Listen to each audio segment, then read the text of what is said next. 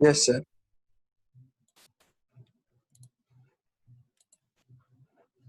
Last class में discuss किया था लाइन डिफेक्ट में दोनों के बीच में कंपैरिजन किस किस में एज डिसलोकेशन और स्क्रू डिसलोकेशन के बीच में, और थोड़ा सा overview surface and grain boundary defect का भी दिया था जिसको अपन इंटरफेशियल डिफेक्ट भी कहते हैं।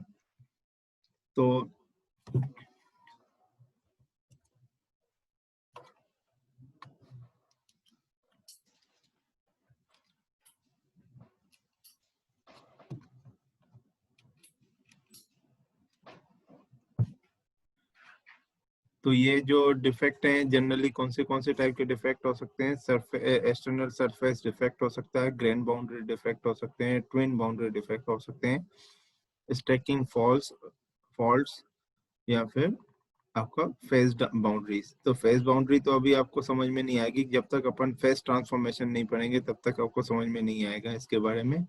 स्टैकिंग फॉल्स ऐसा है कि जो स्ट्रक्चर रहता है, स्ट्रक्चर्स में रहते हैं ये डिफेक्ट्स। स्ट्रक्चर जैसे कि हम HCP क्रिस्टल स्ट्रक्चर रहता है, तो HCP क्रिस्टल स्ट्रक्चर का जो स्ट्रक्चर रहता है वो AB स्ट्रक्चर रहता है, ये रहता है HCP का है, ठीक है।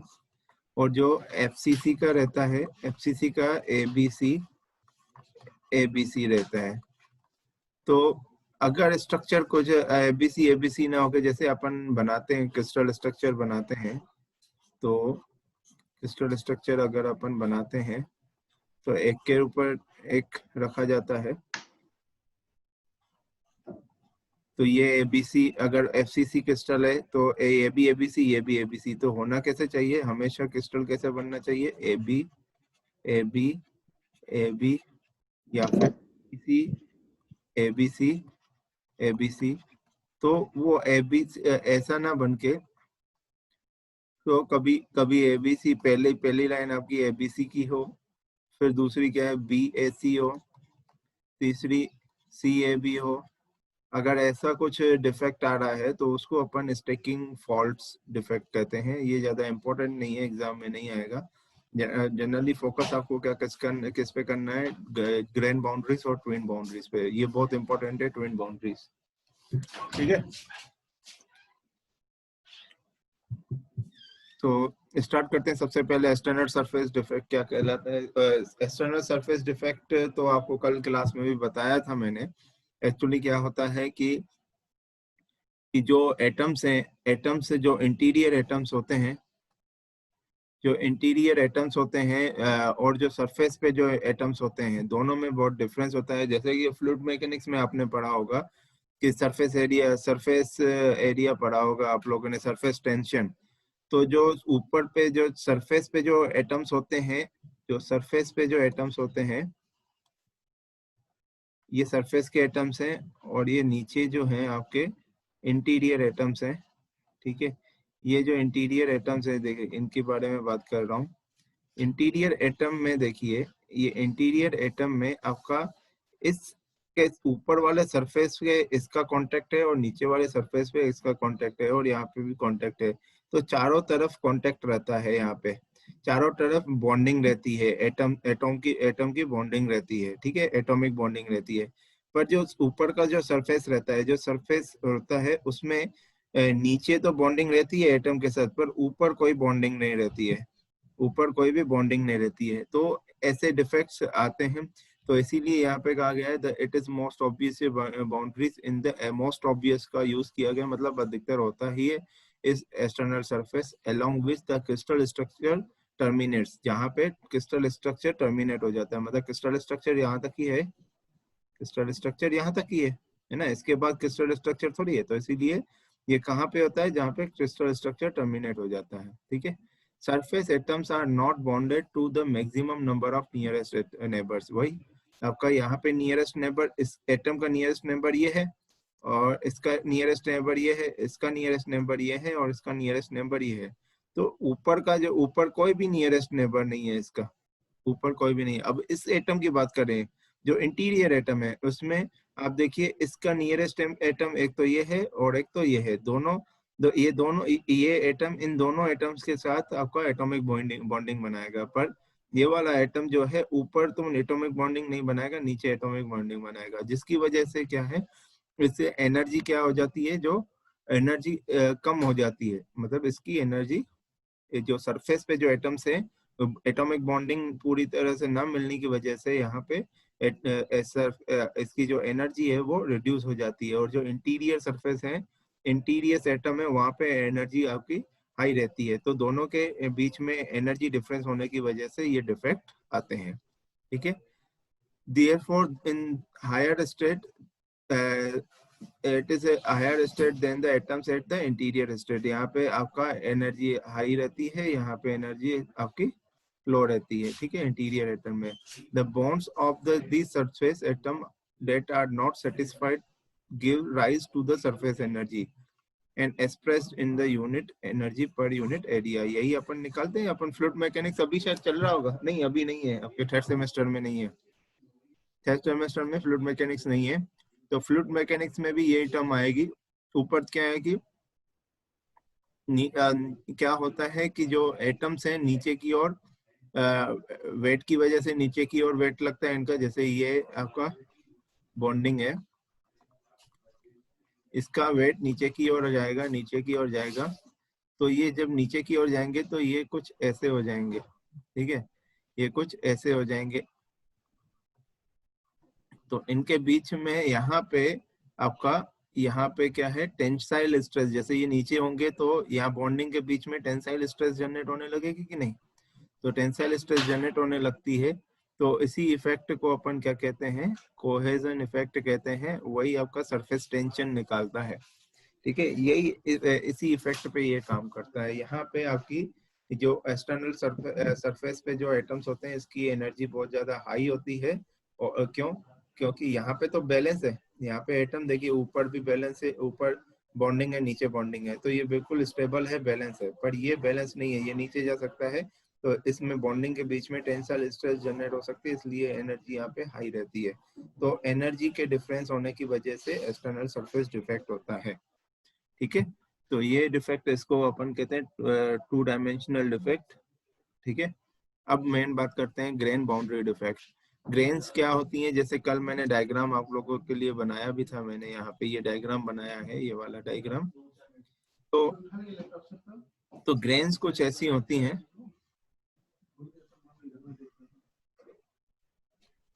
ग्रेन स्ट्रक्चर कुछ ऐसा टाइप का होता है, आपको अधिकतर दिखेगा। आपको जब भी माइक्रो स्ट्रक्चर दिखाएंगे कभी, आपको फिजिकल क्लासेस स्टार्ट होंगी।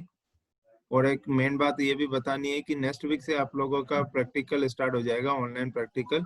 उसका शेड्यूल मैं आपको भेज दूंगा आप सबको। ठीक है, तो ऑनलाइन प्रैक्टिकल जो जो भी वर्चुअल लैब अवेलेबल होगी वो आपको दिखाई जाएंगी। अगर नहीं होंगी तो आपको कुछ ना कुछ डेटा दिया जाएगा, जिससे कि अपन एनालिसिस कर सकें, ग्राफिकल एनालिसिस कर सकें। ठीक है, तो ये आपकी कुछ ग्रेन स्ट्रक्चर ऐसा होता है जिसमें ये जो लाइनें बनी हुई हैं वो आपकी होती हैं ग्रेन बाउंड्री, और जो अंदर की चीजें होती है उसको बोलते हैं ग्रेन्स।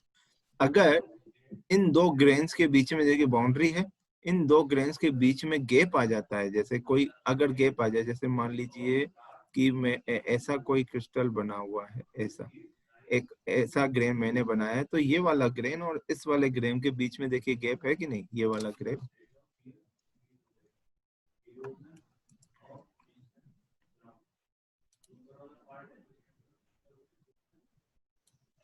ये गैप आपको दिख रहा है, ये ग्रेन और ये ग्रेन के बीच में ये गैप है। ठीक है, तो ये गैप आपका अगर आ जाता है, ये गैप अगर आ जाता है तो उसको, उस डिफेक्ट को हम क्या कहते हैं, ग्रेन बाउंड्री डिफेक्ट कहते हैं। ठीक है, ये जनरली ये गैप किस में आता है, ये जनरली ये गैप आता है पॉलीक्रिस्टलाइन मटेरियल्स में आता है। किसमें, पॉलीक्रिस्टलाइन मटेरियल्स। पॉलीक्रिस्टलाइन मटेरियल वो मटेरियल कहलाते हैं जनरली इन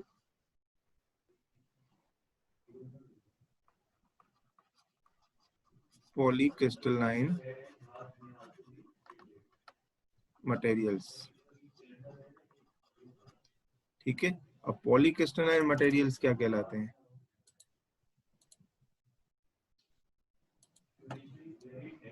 पॉलीक्रिस्टलाइन मटेरियल्स क्या कहलाते हैं? पॉलीक्रिस्टलाइन मटेरियल वो कहलाते हैं डिफरेंट, जिसके एक ही स्ट्रक्चर में डिफरेंट क्रिस्टल स्ट्रक्चर हो, डिफरेंट क्रिस्टल स्ट्रक्चर हो, ठीक है, डिफरेंट क्रिस्टल स्ट्रक्चर हो। मतलब अभी तक अपन ने जो पढ़ा है, तो एक एटम अपन ने जो पढ़ा है वो क्या पढ़ा है कि ऐसा क्रिस्टल स्ट्रक्चर पढ़ा है जिसमें सेम अगर एक यूनिट सेल में एक यूनिट सेल एफसीसी है, तो अदर बाकी सारे यूनिट सेल आपके एक एक यूनिट सेल आपके क्या होंगे, सारे यूनिट सेल मिलके एक क्रिस्टल स्ट्रक्चर बनाते हैं, और सबके जो स्ट्रक्चर है वो कौन से, एफसीसी हैं या फिर बीसीसी हैं या एससीपी हैं या फिर एससीसी हैं। पर ये पॉलीक्रिस्टलाइन मटेरियल जो ऐसे मटेरियल होते हैं जिसमें ऐसा पॉसिबल है कि एक यूनिट सेल आपका एफसीसी बनाए, दूसरा यूनिट सेल आपका बीसीसी बनाए, ठीक है। तो जनरली ये प्रॉब्लम किस में आती है, ग्रेन बाउंड्री डिफेक्ट किस में आता है, जो पॉलीक्रिस्टलाइन मटेरियल्स होते हैं जिसमें डिफरेंट क्रिस्टल स्ट्रक्चर बनते हैं। जैसे कि यहाँ पे आप इस डायग्राम में देख सकते हैं, इस डायग्राम में देखिए कि ये देखिए ये जुड़े हुए आपके एटम्स आपको दिख रहे हैं, ग्रेन्स जो जुड़ी हुई दिख रही हैं आपको सारी जगह। बीच में ये वाली लाइन जो बना रही है, रेड लाइन जो बनी हुई है, इसमें और इसमें आपको गैप दिख रहा होगा, दिख रहा है गैप, ये गैप दिख रहा है। तो इसी गैप को अपन क्या कहते हैं, देखिए यहाँ पे कहीं पे भी गैप नहीं है, यहाँ पे कहीं गैप नहीं है, और यहाँ पे कहीं पे गैप नहीं है, ये बीच में गैप आ गया, और ये देखिए यहाँ पे गैप आ गया। इसी गैप को कहते हैं, आपको क्या कहते हैं अपन, ग्रेन बाउंड्री डिफेक्ट कहते हैं। अब देखिए इसमें क्या, इसको निकालने के लिए अपन एंगल ऑफ मिसलाइनमेंट निकालते हैं। वो कैसे, देखिए ये आपका एटम की लाइन जा रही है, बिल्कुल सेंटर से होते हुए ये लाइन जा रही है, और इन वाले एटम्स की सेंटर से होते हुए लाइन जा रही है। तो इन दोनों के बीच के एंगल को बोलते हैं एंगल ऑफ मिसअलाइनमेंट। अब इधर की ओर जाएं, इधर पे देखें, डिफेक्ट देखें, तो यहाँ पे इस वाले ये वाले जो सर्कल आपको दिख रहे हैं, उनको सेंटर से होते हुए लाइन अपन बना सकते हैं ऐसे, और इन वाले सर्कल से होते हुए एक लाइन बनाएंगे, तो इन दोनों लाइनों के बीच में भी अपन क्या कहेंगे, एंगल ऑफ मिसलाइनमेंट। पर यहाँ पे आप देख सकते हैं ये एंगल ज्यादा है, इसमें एंगल कम है, तो इसीलिए इसका यहाँ पे लिखा हुआ स्मॉल एंगल ग्रेन बाउंड्री और high angle grain boundary.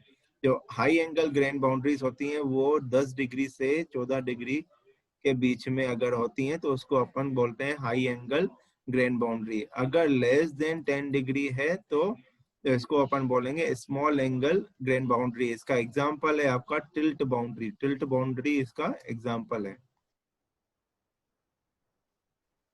Tilt boundary में आपका यहाँ पे लेस देन 10 डिग्री रहता है, ठीक है, टिल्ट बाउंड्री। ये अभी आगे पढ़ेंगे, ये है आपका टिल्ट बाउंड्री, ठीक है। So these imperfection separates the crystal or grains of different orientation in polycrystalline aggregates during the crystallization. तो ये कब होता है, जब क्रिस्टलाइजेशन फॉर्मेशन होता है तभी ये डिफेक्ट्स आते हैं, ठीक है, जब क्रिस्टल फॉर्मेशन होने लगता है। In grain boundaries, the atomic packing is imperfect, and between two adjacent grains, there is a transition zone that is not aligned with the either grains. ये देखिए इसी डॉटेड लाइन दिख रही है रेड कलर की, इसको अपन क्या कहते हैं, इसको कहते हैं हम ट्रांजिशन जोन।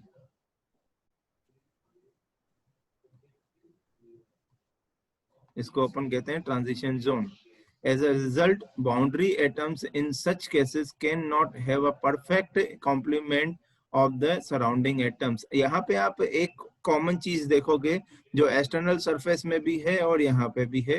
देखिए ये एटम, आपको यहाँ पे एटम देख रहे हैं तो चारों तरफ बॉन्डिंग है। देखिए इस वाले एटम की बात करें, ये वाले एटम की बात करें, इस वाले एटम की बात करें, तो इसके एटम की बॉन्डिंग नियरेस्ट एटम ये है, ये है, ये है और ये है।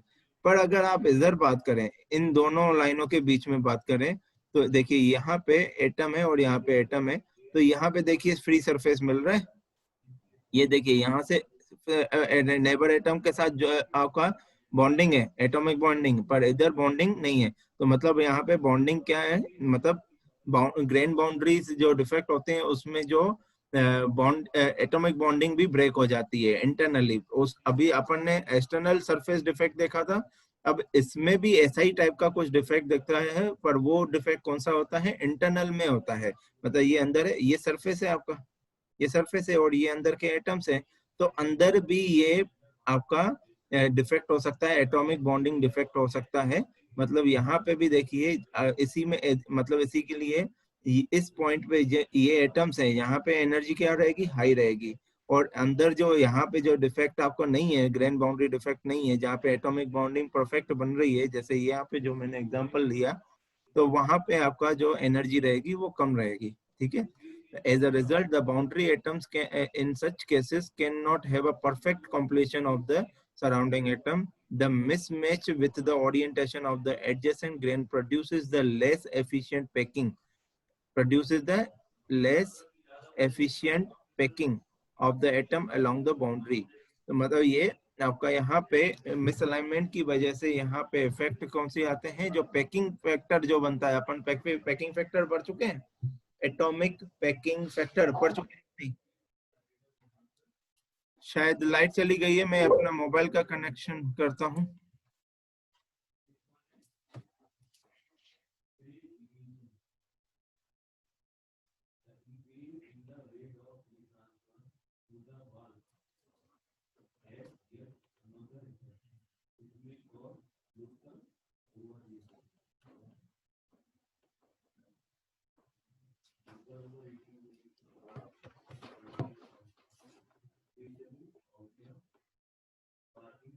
आवाज आ रही है मेरी सबको?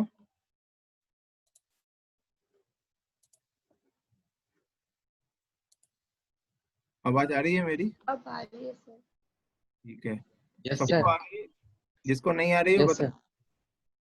लाइट कनेक्शन ब्रेक हो गया था, इसलिए मोबाइल कनेक्शन से जोड़ दिया है मैंने इसको। ठीक है, चलो स्टार्ट करते हैं। यहाँ पे कहाँ पे थे? हाँ, तो यहाँ तक अपन पहुंच चुके थे। मतलब जो अपन पैकिंग फैक्टर पढ़ रहे थे, पैकिंग फैक्टर क्या कहलाता है? पैकिंग फैक्टर कहलाता है कि जो एटम्स हैं अंदर, जैसे ये एटम है, इसमें कुछ इसका वॉल्यूम है, इसका कुछ वॉल्यूम है, ये पूरे क्रिस्टल स्ट्रक्चर में कितने वॉल्यूम इन एटम्स ने कैप्चर किया है, उसको अपन क्या कहते हैं? पैकिंग फैक्टर कहते हैं। ठीक है, एटॉमिक पैकिंग फैक्टर। तो पहले तो गैप ये था, ये ग्रीन, इसको कलर चेंज कर लेते हैं। तो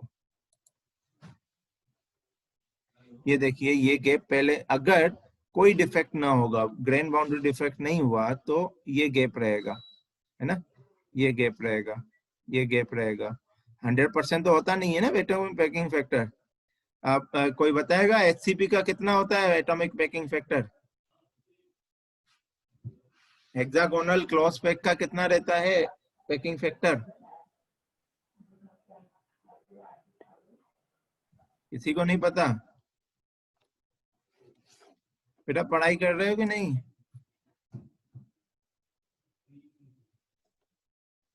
कृष्णा पांड्या नहीं पता है क्या?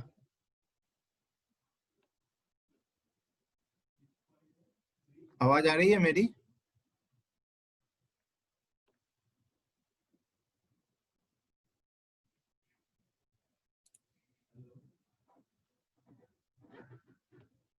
कृष्णा पांड्या? यस सर, अभी आ रही है आवाज। मैं बोल रहा हूँ, नहीं पता है क्या एचसीपी का कितना होता है पैकिंग फैक्टर? 72। 72? 74। 74? और कौन है जवाब देने वाला?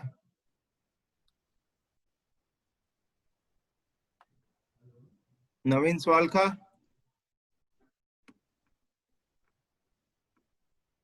नवीन?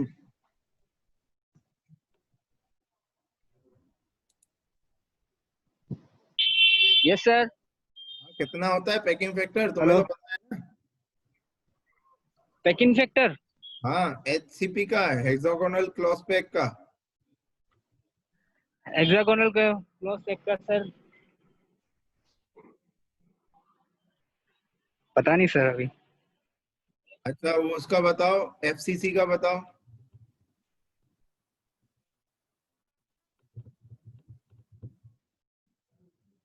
एफसीसी का तो बता सकते हो।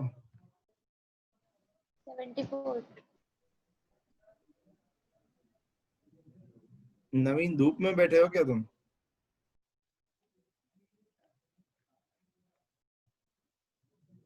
हम्म? हेलो। धूप में बैठे हो क्या?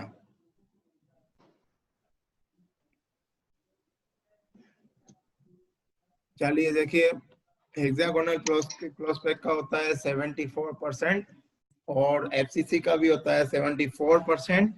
तो मतलब 74% इस पूरे रेक्टेंगल में ये गोले गोले एटम्स हैं जो दिख रहे हैं आपको, 74% इन्होंने कवर किया है। बाकी जो आपका कितना बचा, 26% जो है वो खाली है।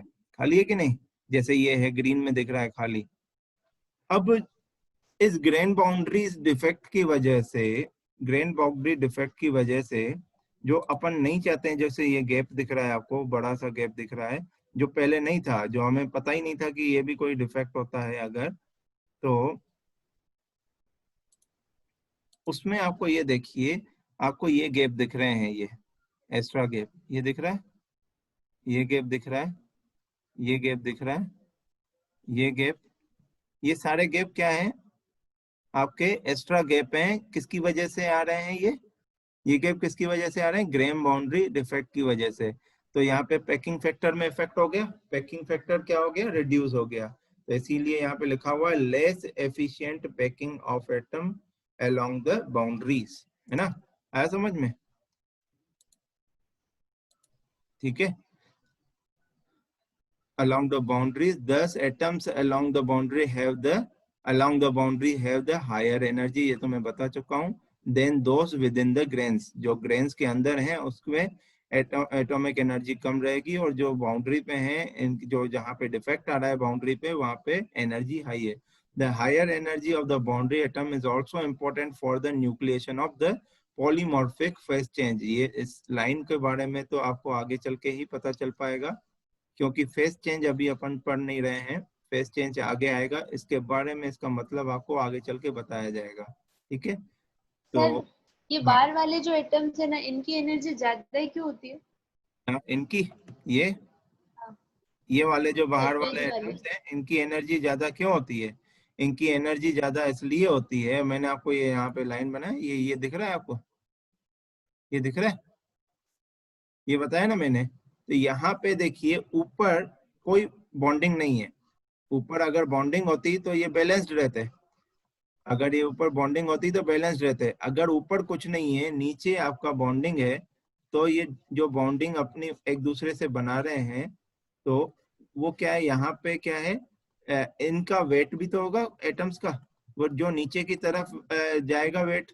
तो ये ऐसा सीधा ना होके वो कैसा होता है, ऐसा आपने कई टाइम पे ऐसा देखा होगा, पानी का जो ऊपर का सरफेस है वो ऐसा दिखता है कि नहीं?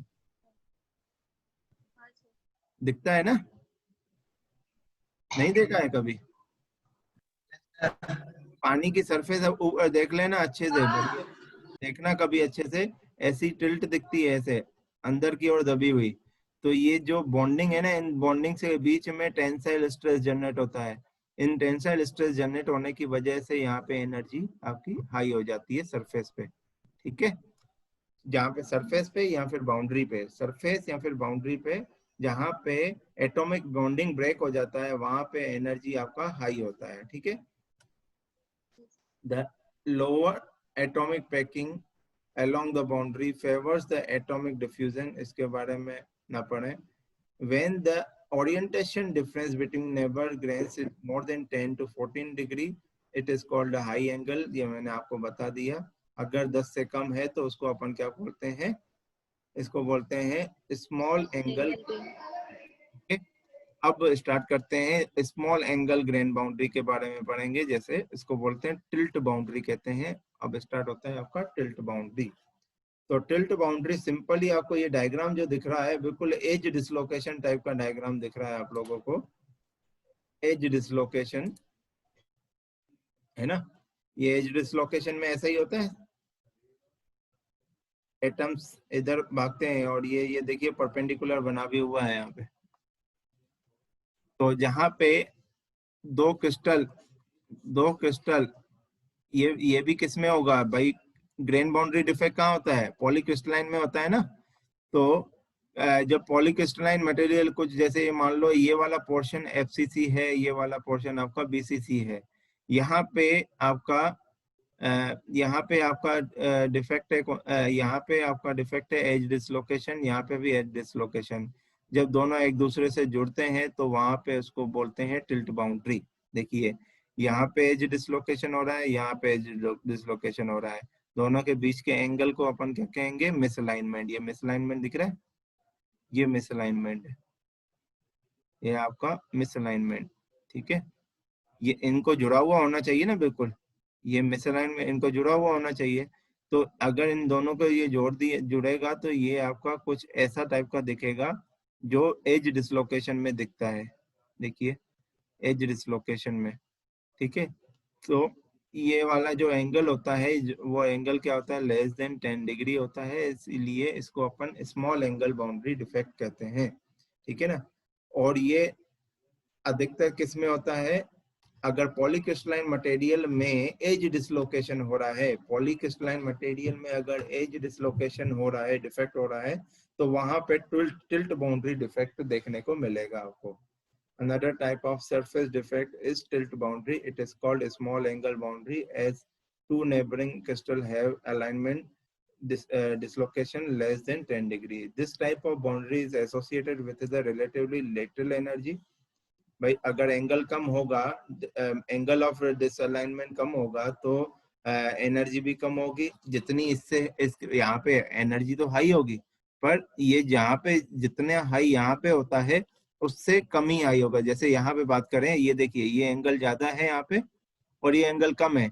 अगर आप पूछेंगे कि सर ये इस वाली बाउंड्री पे जितनी एनर्जी है और इस वाले बाउंड्री पे जो एनर्जी है तो किस में ज्यादा रहेगी? जहां पे एंगल ऑफ मिसलाइनमेंट ज्यादा रहेगा वहां पे एनर्जी आपकी ज्यादा रहेगी। तो इसीलिए यहाँ पे लिखा हुआ है generally little energy and is composed of the edge dislocation lying one above the another in the boundary।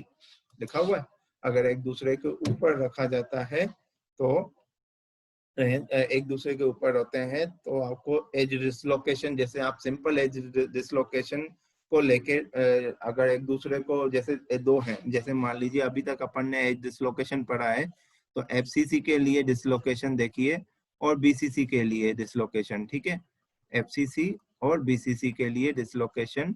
तो ये कुछ ऐसा टाइप का दिखता है कि अगर यहाँ पे डिसलोकेशन है, एज डिसलोकेशन, और यहाँ पे एज डिसलोकेशन है, और इन दोनों को एक दूसरे के ऊपर रख देंगे तो बिल्कुल टिल्ट बाउंड्री टाइप का डिफेक्ट दिखेगा। ठीक है, आया समझ में? तो इसको बोलते हैं टिल्ट बाउंड्री डिफेक्ट। और एक अब special type of grain boundary defect होता है जिसको अभी जो ये ट्विन बाउंड्री की बात करते हैं। अब ये ट्विन बाउंड्री में क्या है? ट्विन बाउंड्री क्या होती है? वो special type of grain boundary defect होती है, special type of grain boundary defect होती है। इसमें क्या होता है? डिफेक्ट देखिए आ रहा है तो कुछ ऐसा आ रहा है कि अगर मैं यहाँ पे एक लाइन बना दूं, ऐसे ये लाइन बना दूं तो ये कुछ मिरर इमेज बना रही है, इसका मिरर इमेज यहाँ पे मिलेगा, इसका मिरर इमेज आपको यहाँ पे मिलेगा। तो जैसे अपन कॉपी को ऐसे पलटते हैं तो ऐसे फोर्स लगाते हैं अपन। कल भी मैंने आप लोगों को बताया था, ट्विन कुछ ऐसा शेप बन जाता है, बिल्कुल वैसा टाइप का डिफेक्ट है।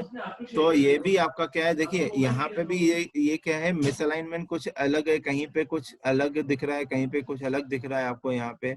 मतलब कहीं पे डिस्टेंस ज्यादा दिख रहा है, कहीं पे डिस्टेंस कम दिख रहा है, मतलब मिरर इमेज नहीं बन रही है। तो ऐसी ग्रेन बाउंड्रीज जिसमें मिरर इमेज बनी है, देखिए यहाँ पे आपको एटम्स, ये देखिए दोनों के बीच में गैप दिख रहा है, इसी को बोलते हैं ग्रेन बाउंड्री। ये है ग्रेन बाउंड्री।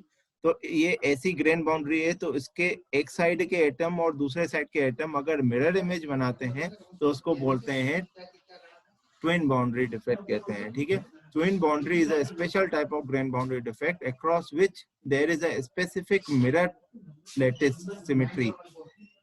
स्पेसिफिक,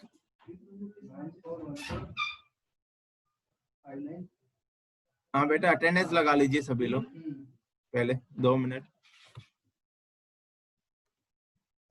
सभी अटेंडेंस लगा लीजिए।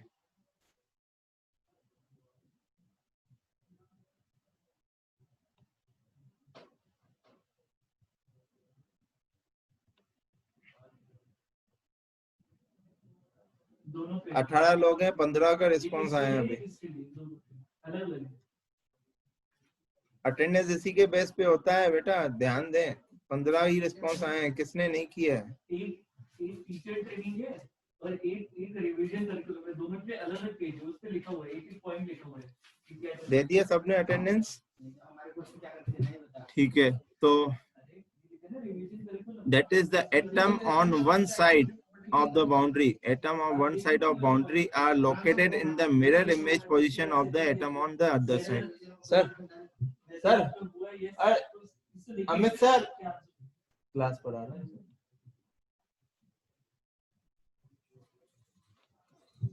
ठीक है, the region of the material between these boundary is approximately termed as twin. इसको अपन क्या कहते हैं? इस वाले जो रीजन आपको ये दिख रहा है, ये जो टिल्ट वाला रीजन दिख रहा है, इसको अपन क्या बोलते हैं? Twin. The twins result from the atomic displacement that are produced from the applied mechanical shear force, जिसको अपन मैकेनिकल ट्विन कहते हैं, and also during the annealing heat treatment. तो ये डिफेक्ट कहाँ पे मिलता है? या तो आप फोर्स ऐसा लगा, शेयर स्ट्रेस फोर्स लगा रहे हैं, जैसे कॉपी पे मैं बोलता हूँ आपको, जैसे मैं अभी वीडियो ऑन करता हूँ, वीडियो ऑन करके दिखाते हैं, मैं दिख रहा हूँ आपको। तो कॉपी में जैसे अपन ऐसे ये कॉपी को मैंने पेज को ऐसे किया, तो ये देखो आपका ये आपका ट्विन हो गया, ये वाला जो सरफेस है ट्विन दिख रहा है। तो जो यहाँ पे मैंने क्या लगाया है? मैकेनिकल ट्विन, मैकेनिकल स्ट्रेस लगाया है, और यहाँ पे देखिए ये आपको ये parallel to the surface area force लगा रहे हैं। मैं क्या कर रहा हूँ? ट्विस्ट कर रहा हूँ ना, इसको ट्विस्ट कर रहा हूँ, parallel to the tangential area जा रहा है, तो मतलब इसको क्या बोलेंगे? शेयर फोर्स कहेंगे। तो शेयर फोर्स, अगर मैकेनिकल शेयर फोर्स लगा के या तो ट्विन हो सकता है किसी भी अपन, ये तो अपन अपनी आंखों से देख सकते हैं। जब अपन एक्सटर्नल फोर्स लगाते हैं, जैसे स्ट्रेंथ ऑफ मटेरियल में आप फोर्स लगाते हैं, तो वहां पे भी आपको डायरेक्टली दिख सकता है ये ट्विन डिफेक्ट। दूसरा आपको डिफेक्ट का किस तरह, किसकी वजह से दिख सकता है? जब अपन हीट ट्रीटमेंट करते हैं, वो भी कौन सी वाली? एनियलिंग हीट ट्रीटमेंट करेंगे। एनियलिंग हीट ट्रीटमेंट करेंगे, हीट ट्रीटमेंट चैप्टर आएगा आपको आगे चल के, तो एनियलिंग हीट ट्रीटमेंट करेंगे तो वहां पे ऐसे टाइप की डिफेक्ट्स मिलती हैं। ठीक है, twinning occurs on the definite crystallographic plane, crystallographic plane में मिलेगा। और हाँ, एनियलिंग हीट ट्रीटमेंट आपको डिफेक्ट की वजह से जो डिफेक्ट आपको ट्विन बाउंड्री डिफेक्ट मिलेगा, वो माइक्रो स्ट्रक्चर में ही देखने को मिलेगा, आप अपनी आंखों से नहीं देख सकते। ठीक है, उसके लिए माइक्रोस्कोप की आपको जरूरत पड़ेगी। ठीक है, and in the specific direction, both of which depend on the crystal structure. Annealing twinning are typically found in the metals that have FCC crystal structure. FCC crystal structure जिसमें होता है, अगर उसमें annealing किया जाता है तो आपको एक twin boundary defect देखने को मिलता है जनरली। और अगर आप मैकेनिकल ट्विन्स की बात करते हैं तो BCC एंड HCC मेटल्स में आपको मैकेनिकल ट्विन्स डिफेक्ट आपको दिखेगा। ठीक है, आया समझ में? ठीक है, तो आज के लिए बेटा इतना ही। आपका क्या है कि यहाँ पे कंप्लीट होता है, तीनों टाइप के डिफेक्ट जो भी मैंने आपको बताए हैं सब कंप्लीट हो चुके हैं। इस चैप्टर में कुछ इंपॉर्टेंट टर्म्स हैं जिसको अपन बोलते हैं फ्रैंक रीड सोर्स, जो आपके सिलेबस में है, फ्रैंक रीड सोर्स और डिसलोकेशन फिल्म। ये दो टर्म्स आपके बची हुई हैं इस चैप्टर की, ये कल की क्लास में आपको बताया जाएगा। और उसके बाद प्लास्टिक डिफॉर्मेशन ऑफ मटेरियल कल ही स्टार्ट कर देंगे अपन। ठीक है, प्लास्टिक डिफॉर्मेशन ऑफ मटेरियल्स। ठीक है, नेक्स्ट क्लास में इस चैप्टर को कंप्लीट करके नया चैप्टर स्टार्ट करेंगे, उसको अपन बोलते हैं प्लास्टिक डिफॉर्मेशन ऑफ मटेरियल। बहुत ही इंपॉर्टेंट चैप्टर है वो, उसमें न्यूमेरिकल भी उससे रिलेटेड बनते हैं। कुछ नहीं है बेटा, यहाँ पे जो डिफेक्ट्स आपने जो देखे हैं, ये जो डिफेक्ट्स देखे हैं उसमें प्लास्टिक डिफॉर्मेशन होता है, तो प्लास्टिक डिफॉर्मेशन की अब एनालिसिस करनी है सिंपली उस चैप्टर में। ठीक है, इन जो ये जो डायग्राम आप देख रहे हैं, इनकी आपको एनालिसिस करनी है, फॉर्मुलेशन करना है और न्यूमेरिकल सॉल्व करना है, और कुछ नहीं। ठीक है, उस चैप्टर में। तो आज के लिए इतना ही। Thank you so much, have a nice day. किसी को कोई डाउट है? अगर किसी को कोई सर डाउट पीपीटी कब होगा सर? है, पीपीटी सर, पीपीटी। हाँ, जिनका बचा हुआ है उनका 3 लोगों का बचा हुआ है। नवीन सवाल का तुम्हारा थोड़ी बचा है, तुम तो एब्सेंट थे। सर जो हाँ सर, मैं थर्ड पेज, एब्सेंट था ना। हाँ एब्सेंट थे, तुम्हारा एब्सेंट लग गया ना बेटा। जिस दिन नहीं आया तो उस दिन एब्सेंट था, बस बात खत्म। मेरे ख्याल से बचा हुआ किस किस सर का? वो काम से चला गया था सर। बेटा आपको इन्फॉर्म करना चाहिए था, जिन्होंने इन्फॉर्म किया था उनका कंसीडर किया था। ललित शर्मा से पूछ सकते हो आप। ललित शर्मा आपने इन्फॉर्म सर किया मैंने था भी मैसेज तो, मेरे को? सर मैंने मैसेज किया ना। आपका मैसेज मिला ही नहीं है मेरे को। सर गाँव चला गया था एक बार तो मैं। गाँव चले गए थे तो पहले इन्फॉर्म करो ना। ललित शर्मा ने इन्फॉर्म किया, उसको कंसीडर किया कि नहीं, पूछो उनसे। ललित शर्मा कंसीडर किया कि नहीं तुम्हें? यस सर, किया था। फिर आप इन्फॉर्म करोगे तो कंसीडर करेंगे, इन्फॉर्म ही नहीं करोगे तो एब्सेंट लग गया जाएगा ना। नहीं ऐसे तो सभी आ जाएंगे जितने भी हैं जो सर मैंने नहीं दिया। जैसे आशीष मीना है, दोनों आशीष मीना, सर मेरे को भी काम था, अब नवीन सवाल का अगर ले रहे हो तो हमारा भी ले लीजिए। सबका थोड़ी ले सकते हैं, ठीक है। तो 3 लोगों का बचा हुआ प्रेजेंटेशन 3:30 बजे मिलेंगे आप लोग मुझसे। 3 लोगों का नाम ले लेता हूँ।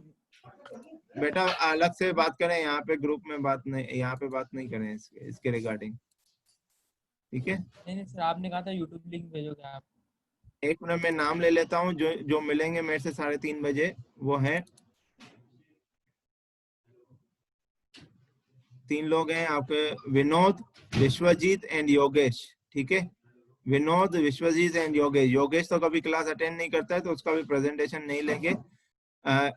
आप ज्वाइन तो कर ही लेना नवीन सवाल का, और जो भी जितने भी जिन्होंने प्रेजेंटेशन नहीं लिया है ज्वाइन कर लेना। अगर देखेंगे अगर मूड सही रहा तो आप लोगों का